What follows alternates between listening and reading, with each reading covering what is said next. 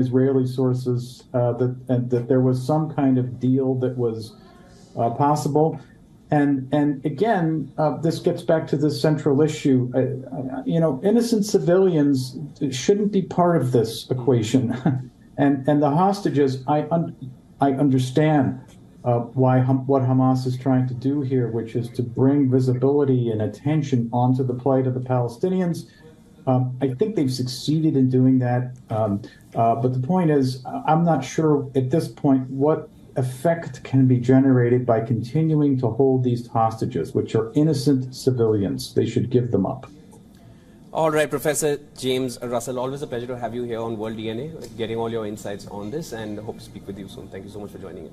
And Israel is struggling to manage its economy as it fights a war against Hamas.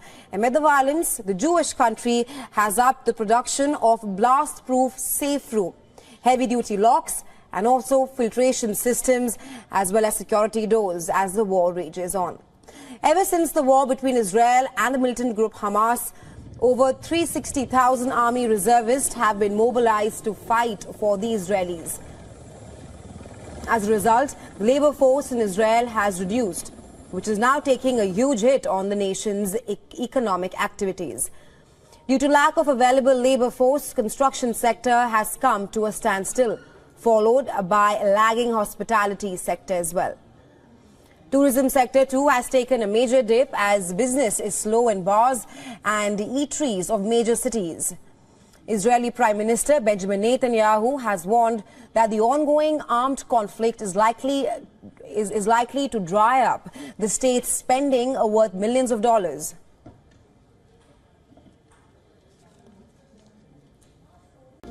There is no end in sight to the Israeli onslaught in Gaza, though the Qatari Prime Minister has said a deal between Israel and Hamas on return of hostages is close to fruition. Qatari Prime Minister Sheikh Mohammed bin Abdul Rahman Al Thani has said his confidence is growing and that a deal will be reached soon. Sheikh Mohammed said the challenges facing the agreement are just practical or even logistical. The deal is going through ups and downs from time to time throughout the last few weeks, but I think that I'm now more confident that we are close enough to reach to a deal that can bring the people safely back to their homes, whether they are the hostages on Hamas side or whatever the exchange that will take place from the Israeli side. This even as a member of Israel's war cabinet, Benny Gantz, said his priority is to get the hostages back. He added that Israel has decades, if needed, to destroy Hamas. But the country does not have that much time to return the abducted people back home. Israeli Prime Minister Benjamin Netanyahu and the White House rejected a Washington Post report which claimed Israel, the US, and Hamas had reached an agreement to release the hostages. It said a deal on release of hostages would happen in exchange for a 5-day pause in the fighting. Netanyahu said there is no deal on the table and he cannot elaborate further. According to reports, Hamas is ready to release 60 to 70 hostages. They demand a 5-day ceasefire. However, Israel is against this idea, as it claims Hamas will use the ceasefire to regroup. Families of the hostages continue to pile pressure on the Israeli Prime Minister for their release. Thousands of marchers, including relatives of more than 50 hostages held by Hamas, reached the Prime Minister's office on Saturday. However, on Friday, they had embarked on their 4th leg of a 5-day walk from Tel Aviv to Jerusalem and called on the Israeli government to bring some 240 hostages home. The marchers traversed 70 kilometers to Netanyahu's office and urged Israel's war cabinet to do more to rescue their loved ones. Early in the war, Qatar negotiated a deal with Hamas to free 2 American Israeli hostages. A few days later, the militants released 2 elderly Israeli women, but since then, nothing substantial has happened. Scott Lucas is a professor of international politics, Clinton Institute, University College Dublin. Is now joining us live from Birmingham in the United Kingdom. Professor Scott, welcome to the program. Thank you very much for having me here. Let's talk about the hostage situation. Qatar says a deal is in the offing until they clear some logistical issues. Netanyahu is adamant on holding any kind of talks with Hamas, while Hamas has given an ultimatum of a 5-day pause in the fighting. How is this likely to play out in the coming weeks? I think let's read this step by step. First of all, in terms of if we get a 5-day humanitarian pause, you have the Qatari message, which is that the deal is close, but it's now up to Israel. And that's where we get the mixed messages. On the one hand, you have Benjamin Netanyahu, who gave this very angry speech last night that he would never cave into international pressure. He denied reports that a deal was imminent. In other words, he was talking very tough. On the other hand, there was a very important message that you've mentioned by Benny Gantz. Now, Benny Gantz is a member of the War Cabinet. He's the former chief of the Israeli Defense Staff. And he said, as you recounted it, look, we have time. We have time to deal with Hamas. It's the hostages that are the immediate priority. That signals that Gantz, at least, is looking for this deal to take place, even if Netanyahu is holding out. So I think we've got a possible split in the Israeli War Cabinet to watch, or Netanyahu could be bluffing. But that leads to a second question, which is, let's say we get the pause, what happens next? And there again, we have different signals from Israel. We have the signals from Gantz that we have time. We don't have to move immediately. But other Israeli voices have been saying in the past few days, they're going to extend the intensive bombing of the north of Gaza and the ground offensive to the southern Gaza Strip. Now, they had said the southern Gaza Strip was safe, that civilians could evacuate there, even though they had continued to attack it. Now Israel is no longer saying that the southern Gaza Strip is safe around Khan Yunis. So we're finally balanced here as to whether the Israelis pull back and allow this pause, or whether they double down, at least Netanyahu doubles down, and expands the attacks. Right. Professor, Israel claims that Hamas plans to regroup if at all a ceasefire is initiated. Who is playing to the gallery here? 1 month of fighting, countless leaders and countries calling on Hamas to release the hostages, and still nothing. Well, the easy answer is that both sides play to the gallery. I mean, we're not talking angels and devils here. And that is, we have seen wave after wave of Israeli propaganda, including in recent days, over their siege and then the invasion of Al-Shifa Hospital as patients died by claiming it was a Hamas command post. On the other hand, Hamas, of course, denies any type of responsibility over its mass killing of Israeli civilians and foreign nationals on October 7th, and its continued holding of the hostages. Let's break this down again in terms of where we are after a month, as you put it. And that is, the international community told the Israelis almost from the start of these operations, just after the Hamas mass killing, how do you get rid of Hamas? How do you get rid of it? They warned the Israelis, you cannot militarily, quote, destroy Hamas. All you'll do is drive civilians closer to Hamas. And even if Hamas goes to ground and you think you've defeated them, you're building up a problem for years to come. The Israeli War Cabinet to this point hasn't listened.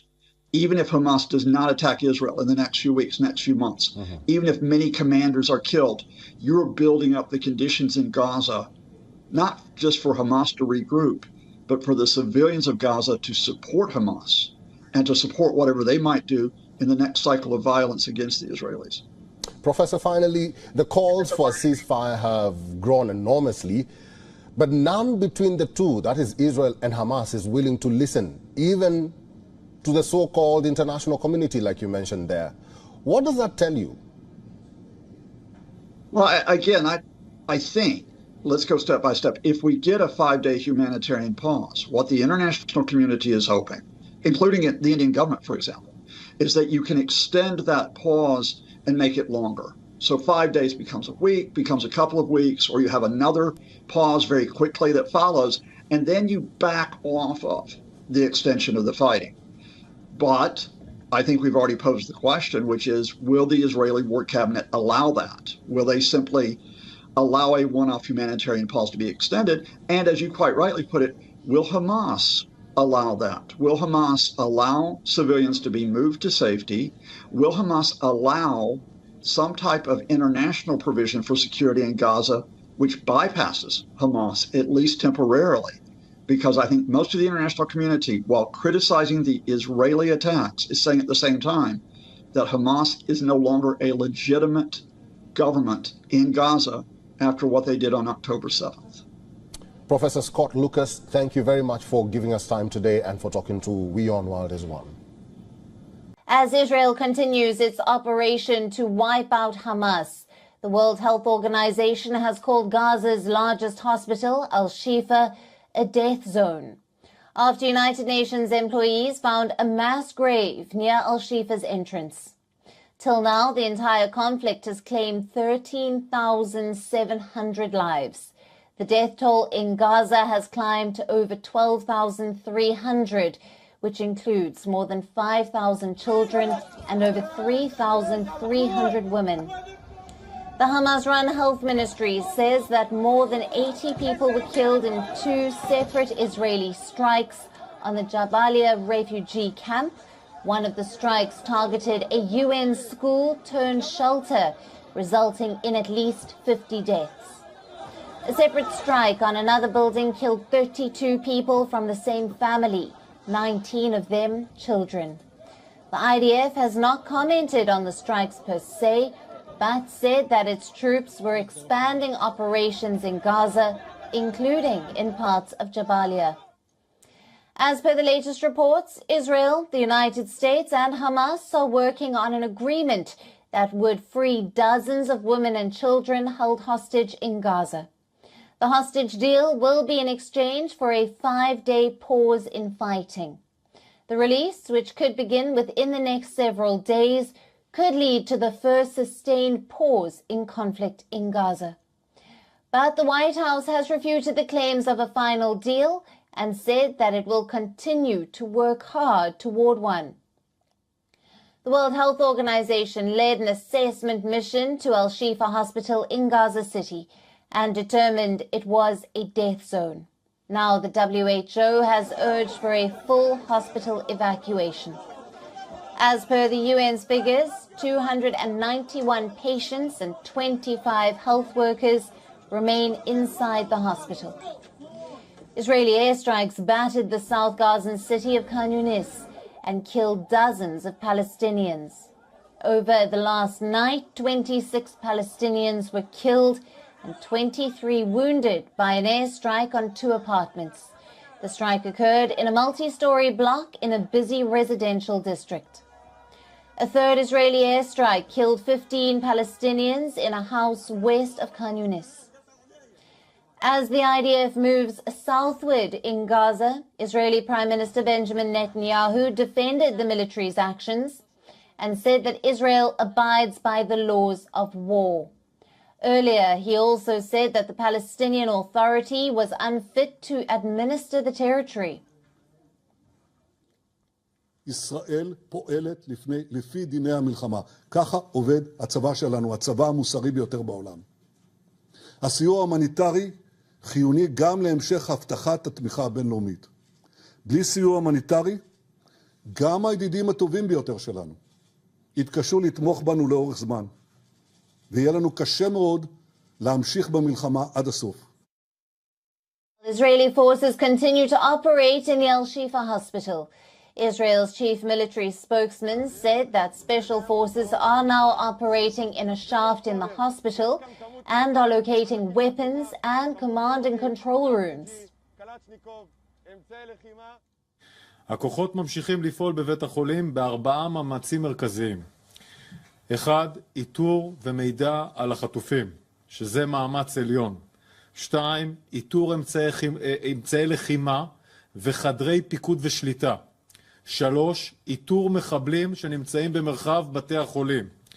4. מאמץ משמעותי לחשיפת התת קרקע שמתחת לבית החולים והשמדתה. People continue to seek refuge in the south of Gaza after patients, medical staff and civilians left the Al-Shifa hospital. People passed by on donkey carts and on foot looking for refuge and safety. Amidst the intensifying Israeli offensive, Palestinian President Mahmoud Abbas made a direct appeal to U.S. President Joe Biden to pressure Israel to stop its operation in the Gaza Strip. اليوم أتوجه للرئيس الأمريكي جو بايدن الذي يتحمل دون غيره مسؤولية خاصة لما له من مكانة دولية. And in an opinion article in the Washington Post, U.S. President Joe Biden said that the Palestinian Authority should ultimately govern the Gaza Strip and the West Bank following the Israel-Hamas war. Biden rallied behind a revitalized Palestinian Authority and a two-state solution. Now, Jordan's foreign minister voiced doubt that Israel could reach its goal of obliterating Hamas with its heavy bombardment and invasion of the Gaza Strip. Ayman Safadi said this at the annual IISS Manama Dialogue Security Conference in Bahrain. Now, on Sunday, Houthis claimed to have seized an Israeli cargo ship in the southern Red Sea. However, Tel Aviv has denied the ownership of the vessel and said that there were no Israelis among its crew. بدأت القوات البحرية في القوات المسلحة اليمنية بعون الله تعالى عملية عسكرية في البحر الأحمر كان من نتائجها الاستيلاء على سفينة إسرائيلية واجتيازها إلى الساحل اليمني. إن القوات المسلحة اليمنية تتعامل مع طاقم السفينة وفقا لتعاليم وقيم ديننا الإسلامي. Renewing the threat to target all ships belonging to or dealing with Tel Aviv, the rebel group's spokesperson called on all countries whose citizens work in the Red Sea to stop any activity with Israeli ships or ships rented by Israelis.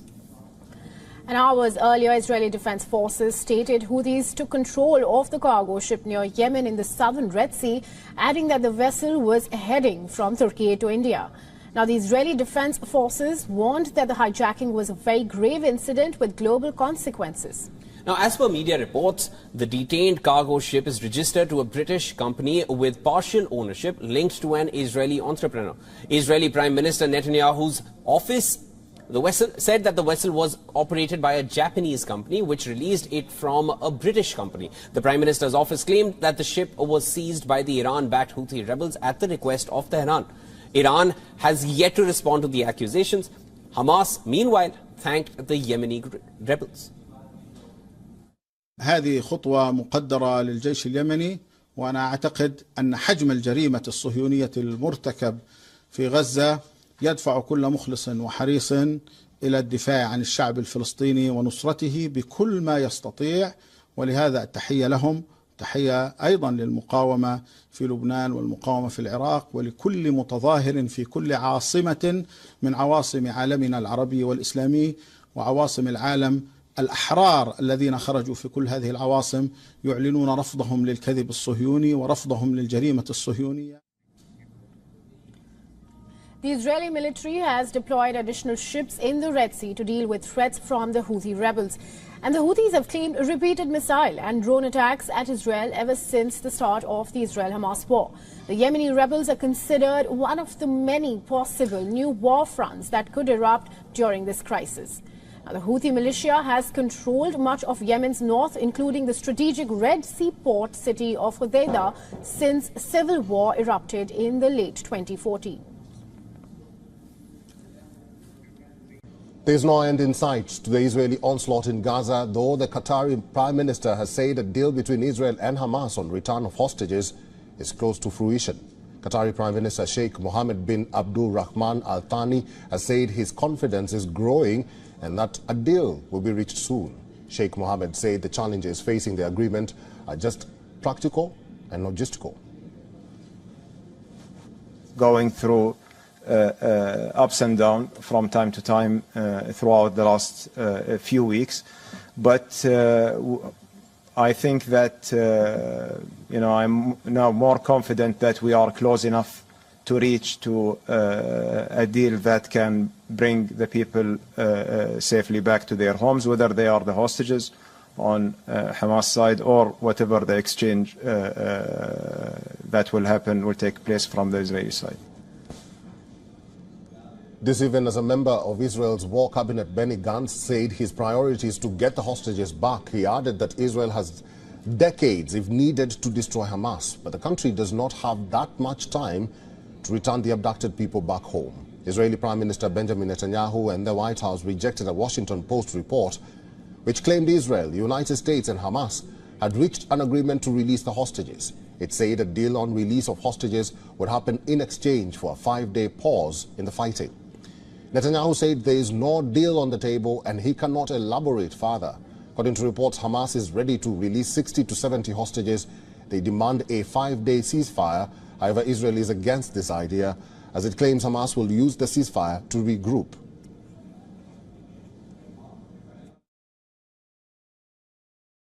ونقول للاحتلال الذي تجاوزت خسائره 180 دبابة وناقلة جند وآلية عسكرية ومئات القتلى والجرحى في صفوف جنوده وضباطه خلال أسبوعين فقط.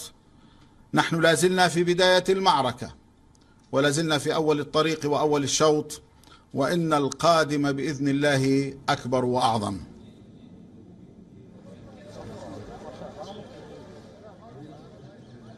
Families of the hostages continue to apply pressure on the Israeli Prime Minister for their release. Thousands of marchers, including relatives of more than 50 hostages held by Hamas, reached the Prime Minister's office on Saturday. However, on Friday, they had embarked on their 4th leg of a 5-day walk from Tel Aviv to Jerusalem and called on the Israeli government to bring some 240 hostages home. The marchers traversed 70 kilometers to Netanyahu's office and urged Israel's war cabinet to do more to rescue their loved ones. Earlier in the war, Qatar negotiated a deal with Hamas to free 2 American-Israeli hostages. A few days later, the militants released 2 elderly Israeli women, but since then, nothing substantial has happened. Israeli forces have continued bombardment of the Gaza Strip to achieve its vow to annihilate Hamas after the 7th of October attack. Airstrikes have been accompanied with ground offensives since the 27th of October, and now the offensive could extend to areas in South Gaza. שעובר, פוחתים המקומות שבהם מחבלי החמאס יכולים להסתובב. מי שהיה בצד המערבי של העיר מבין זאת היטב, הוא כבר פגש את עוצמתו הקטלנית של צה"ל. מי שנמצא בצד המזרחי מבין זאת הערב ויבין זאת בימים הקרובים. וגם מי שנמצא בדרומה של רצועת עזה יבין זאת בקרוב. Meanwhile, relentless shelling has continued in South Gaza. The death toll figure has crossed 12,600 as per the Gaza Health Ministry. Over 5,000 of them were children. The Israeli army released a video showing military activity in the Ramal area in Gaza City, where its forces located 35 tunnel shafts and seized a large number of weapons, ammunition, and rocket launchers. Israel has also continued with its operation at Al-Shifa hospital. It has become the center of Israel's ground offensive. Israel says the medical facility sits atop a Hamas command center. Medics say all 31 premature babies in Al-Shifa hospital have been evacuated, while the World Health Organization declared the site as a death zone. في قلة في وجود الكادر الطبي بسبب أغلبهم إما استشهد أو تعرض لإصابات سواء من أطباء من تمريض من تخدير. This comes after Palestinians had been given a 1-hour ultimatum to evacuate the hospital, about which Israel clarified later that no such order had been issued for the hospital. Israel also denies issuing order for evacuation in Khan Yunis in South Gaza. But amid confusion and chaos, the exodus has continued. People could be seen traveling on foot towards the south. The United Nations say some 1.6 million people have been displaced inside the Gaza Strip. This is when the population of Gaza is a mere 2.2 million. I come from the north of Gaza at Jala Street, between Gaza City as well Jala Street. The situation is horrible, is catastrophe. It's unbelievable. It's inhumanity. Fatalities in the streets, children in the streets, dying, people under rubble, shouting. The civil society cannot help them because the severe shortage of the equipment of civil society defense, civil society here. So the situation is terrible. It's genocide. It's a real catastrophe. Many Gazans could be seen taking shelter outside a hospital in Khan Yunis amid heavy downpour of rain and strong gusts of wind. Israel says it lost 3 soldiers in the fighting in Gaza. Earlier on Saturday, over 80 had been killed in double Israel strikes at a refugee camp in Gaza. Egypt described the bombing as a war crime.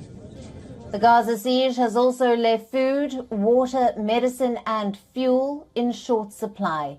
Aid deliveries have also been hampered due to the shortage of fuel. Israel had earlier agreed to allow fuel into the besieged strip, but it is only a third of what is needed currently. Tensions are running high on the Israel-Lebanon border as well. Israel's defense forces have been exchanging fire with Hezbollah. In one of the deepest strikes inside Lebanon, the Israeli army hit a building in an industrial area on Saturday. So far, over 70 Hezbollah fighters and 10 civilians, and at least 10 Israelis, most of them soldiers, have been killed.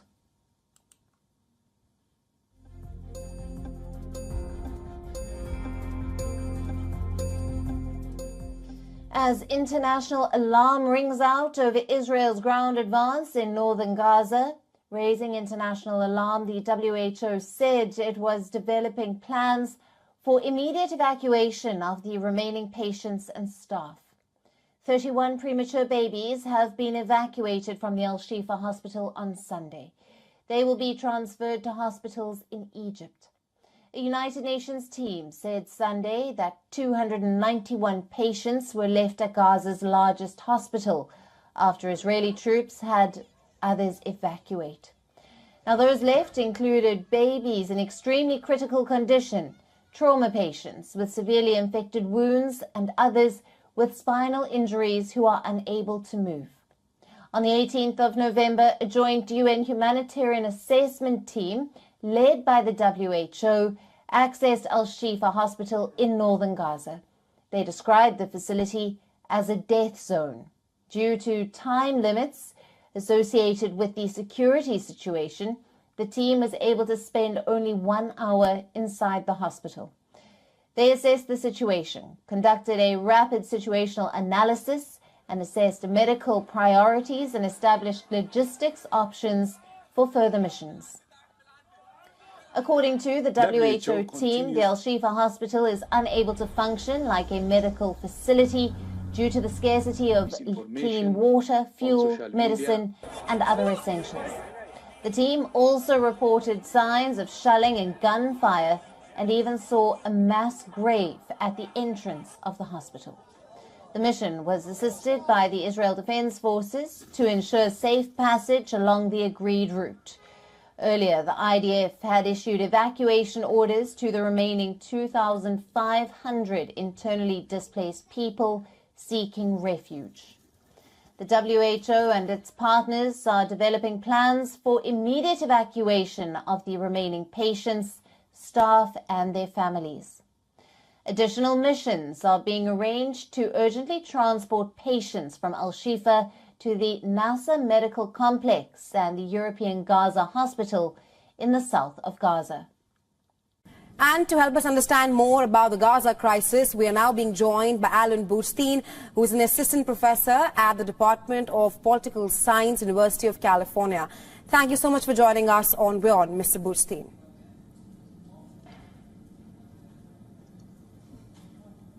Right, Mr. Burstein, in the latest, there is a deal in the works between Israel, Hamas and the United States of America, which would free dozens of women and children held hostage in Gaza in exchange for a 5-day pause in fighting. The White House has clearly said that there is no deal yet and that they're working towards it. How optimistic are you regarding this? Because we've seen in past as well that there have been talks regarding ceasefire and hostage release, but none of it has seen the light of the day. I'm really relatively optimistic that there will be a deal in the coming days. I cannot speak to what exactly the nuances of the deal will be because it's changing all the time. All the parties, Israel, Hamas, the United States, and Qatar, all have an interest in getting a deal as quickly as possible right now. Israel needs to secure the release of its hostages, both politically, so that the government shows that it is achieving its goals, and because that is one of its aims in the war. Hamas really needs this pause in order to breathe and possibly to release some Palestinian prisoners. The United States wants to secure a pause and see the release of its own citizens, and Qatar wants to show that it is actually fulfilling its promise and managing to secure the release of some hostages. So everyone has an interest. The actual fine-tuning of the deal is probably still going to take a few days because Israel is very, very nervous about this idea that Hamas is going to release only several prisoners each day, because that way they can prolong the pause as much as possible. Oh, there was a mistake today, they couldn't release people, so they need another day of pause. So Israel's very nervous about that. So that may take a few more days, but I'm relatively optimistic that there will be a deal at some point. Mr. Burstein, apart from the talks on hostage release, there's also a lot of confusion and chaos in Gaza. Palestinian officials say that 2 explosions have killed dozens of civilians in Jabalia refugee camp, while the WHO has declared Al-Shifa hospital as a death zone, urging immediate evacuation. Not only this, there are also leaflets being dropped to evacuate people from Khan Yunis. The pertinent and also a very important question being, where do Gazans go now? So the IDF so far called on the evacuation of Palestinians from the northern part of the Gaza Strip. That was 1.1 million people out of 2.2 million in the Gaza Strip to move south. And exactly as you state, now they're starting to suggest that they start moving southward. The Minister of Defense in Israel, Yoav Gallant, today specifically said that we're taking care of Gaza City and then we are going to move south, which means that the IDF is planning this already. It's increased its attacks in Deir el-Balach, in Khan Yunis, and is calling people to evacuate. There is, theoretically, a secure safe zone in the eastern part of the southern part of the Gaza Strip, an area called the Muasi, near Rafah, but it certainly cannot hold 2 million people. So it's unclear to me also what the exact plan is in terms of the IDF, if there's a plan to allow safe passage for people to move back to the north after the IDF starts going down south. Right now, the call is just for 3 specific neighborhoods in Khan Yunis, so it is technically possible, but in practicality, I'm not sure what the IDF's plan is because they certainly can't move 2 million people to one small area in the eastern part of Rafah. Last question to Mr. Burstein. What is your assessment of the latest statement by U.S. President Joe Biden, where he outlined how the Palestinian Authority should ultimately govern the Gaza Strip and the West Bank following the Israel-Hamas war? I think there's growing impatience in the United States with the fact that Israel clearly does not have a plan for what is going to happen after it wins this war, as according to its plan, and destroys Hamas. In Israel, there's voices from the far extreme right saying that Palestinians would be expelled and that Israel would reestablish settlements. There's voices from Netanyahu saying that Israel is not going to reestablish settlements, but is going to have complete security control. There's voices from the opposition that are saying the Palestinian Authority should be restored. The United States is losing its patience because it is trying to protect Israel internationally and diplomatically, but as it becomes clear that Israel actually doesn't have a plan and isn't clear what's going to be the future, the United States is starting to dictate its own terms. It's starting to say, you know what, the future is going to be the Palestinian Authority, and if you have a problem with that, then you can't expect us to defend you diplomatically anymore. I think that's where the winds are blowing. Right. Thank you so much, Mr. Burstein, for joining us and sharing insights with us on the story. Thank you. Have a good day.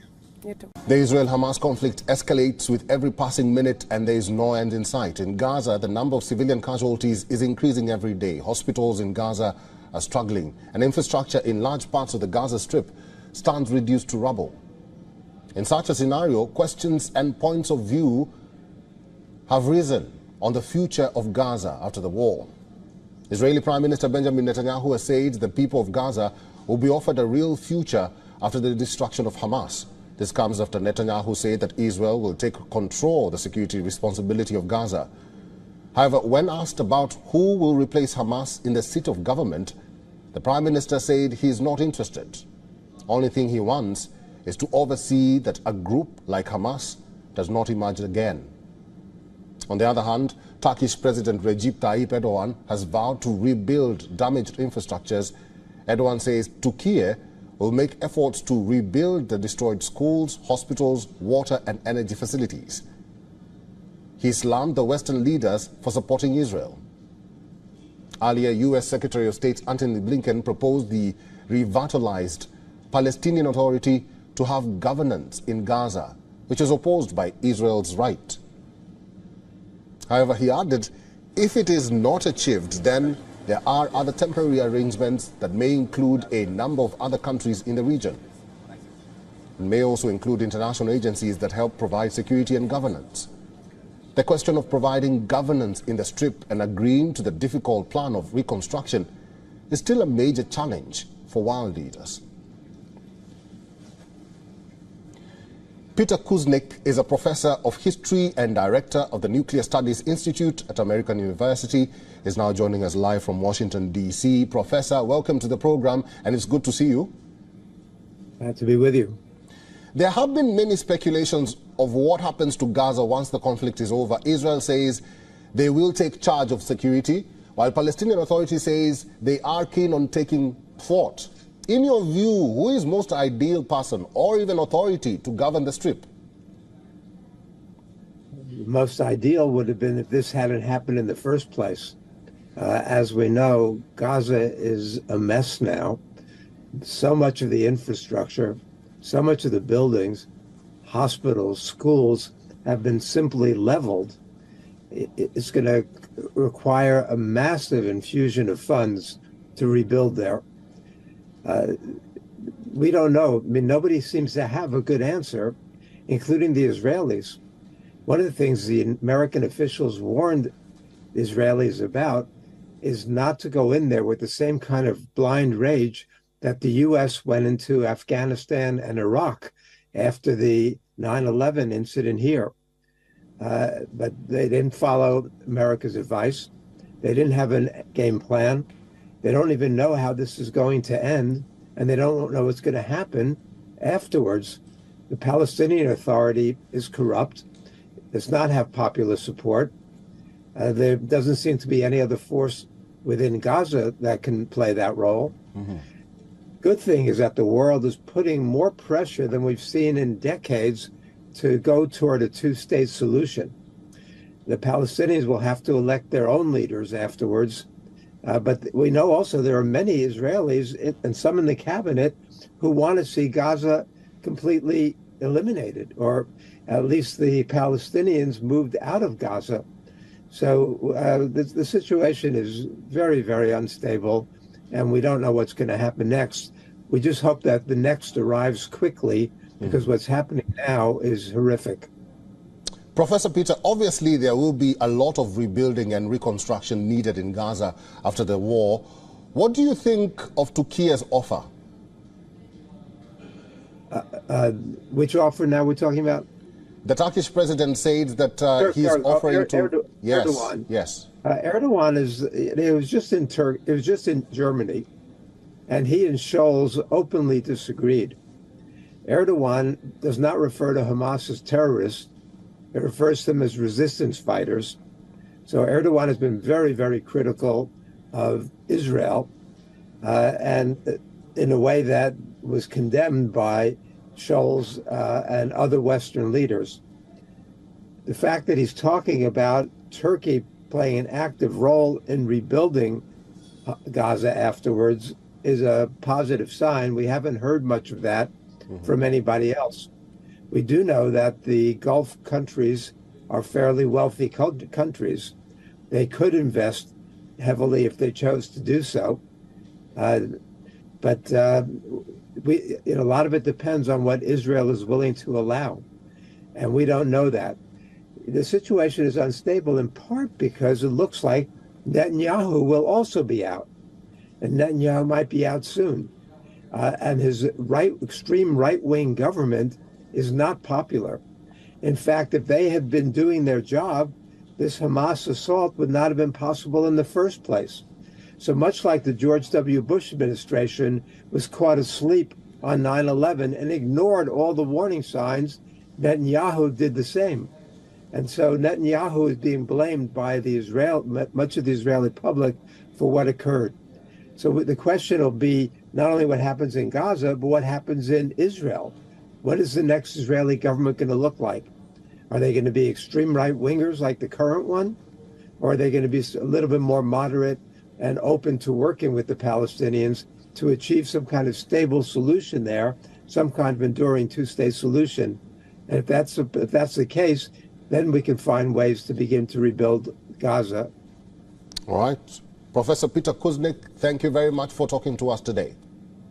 Thank you. Hello and welcome. Let's take a look at our top story. In the latest from the Israel-Hamas war, the offensive continues to pick up as Israel makes inroads into the Gazan territory, and civilian casualties continue to ramp up with each passing day. The entire conflict has claimed 13,700 lives, and in Gaza, 12,300 lives were lost, including more than 5,000 children and over 3,300 women. The Hamas-run health ministry says that more than 80 people were killed in two separate Israeli strikes on the Jabalia refugee camp. One of the strikes targeted a UN school-turned-shelter, resulting in at least 50 deaths. A separate strike on another building killed 32 people from the same family, 19 of them children.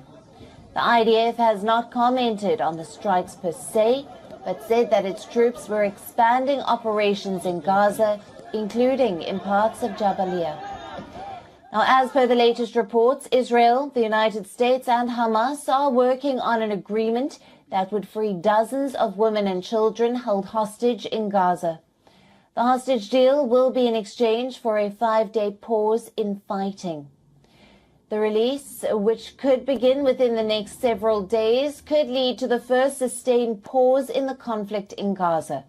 But the White House has refuted the claims of a final deal and said that it will continue to work hard toward one.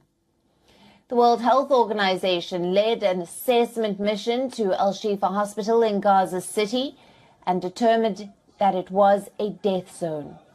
Now the WHO has urged for a full hospital evacuation. As per the UN's figures, 291 patients and 25 health workers remain inside the hospital. Israeli airstrikes battered the South Gazan city of Khan Yunis and killed dozens of Palestinians. Over the last night, 26 Palestinians were killed and 23 others wounded by an airstrike on 2 apartments. The strike occurred in a multi-story block in a busy residential district. A third Israeli airstrike killed 15 Palestinians in a house west of Khan Yunis. As the IDF moves southward in Gaza, Israeli Prime Minister Benjamin Netanyahu defended the military's actions and said that Israel abides by the laws of war. ישראל פועלת לפי דיני המלחמה. ככה עובד הצבא שלנו, הצבא המוסרי ביותר בעולם. הסיוע ההומניטרי חיוני גם להמשך הבטחת התמיכה הבינלאומית. בלי סיוע הומניטרי, גם הידידים הטובים ביותר שלנו יתקשו לתמוך בנו לאורך זמן. ויהיה לנו קשה מאוד להמשיך במלחמה עד הסוף. Meanwhile, Israeli forces continue to operate in the Al-Shifa hospital. Israel's chief military spokesman said that special forces are now operating in a shaft of the hospital and are locating weapons and command and control rooms. הכוחות ממשיכים לפעול בבית החולים ב4 מאמצים מרכזיים. 1. איתור ומידע על החטופים, שזה מאמץ עליון. 2. איתור אמצעי לחימה וחדרי פיקוד ושליטה. 3. איתור מחבלים שנמצאים במרחב בתי החולים. 4. מאמץ משמעותי לחשיפת התת קרקע שמתחת לבית החולים והשמדתה. People continue to seek refuge in the south of Gaza after patients, medical staff and civilians left the Al-Shifa hospital. People passed by on donkey carts and on foot, looking for refuge and safety. Amidst the intensifying Israeli offensive, Palestinian President Mahmoud Abbas made a direct appeal to U.S. President Joe Biden to pressure Israel to stop its operation in the Gaza Strip. The only ultimate answer here. اليوم أتوجه للرئيس الأمريكي جو بايدن الذي يتحمل دون غيره مسؤولية خاصة لما له من مكانة دولية